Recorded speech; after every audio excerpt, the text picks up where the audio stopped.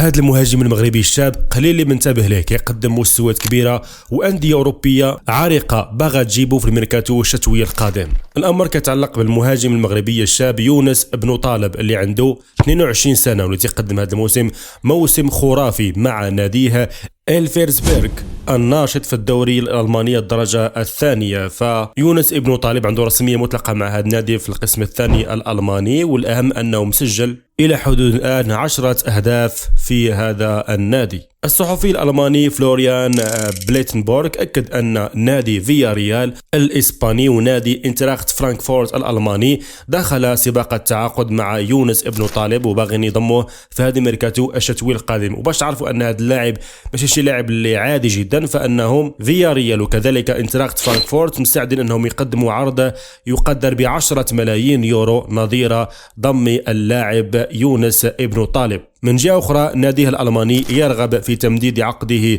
إلى سنوات إضافية، ولكن إذا حصلوا على 10 ملايين يورو أو ما يفوق هذا المبلغ فسوف يوافقون على مغادرته في الميركاتو الشتوي القادم في شهر يناير. وبغض النظر على انه كيلعب في الدوري الالماني القسم الثاني، ولكن اللي كيتفرج في هذا المهاجم شاف فهو لاعب واعد جدا بمهارات، لاعب مهاري، مهاجم هداف، كيتقن الرأسيات، التحرك ديالو ذكي في منطقة حارس الخصم. فصراحة لاعب اللي كينتظر مستقبل كبير إذا خطى خطوة مهمة وانتقل إلى أحد الأندية الممارسة في الدوريات الخمسة الكبرى، سواء انتراخت فرانكفورت في البوندسليغا أو لافياريال في الدوري الإسباني أو شي نادي يعادل هذين الناديين. وطبعا ممكن نشوفوه مستقبلا مع المنتخب الوطني المغربي.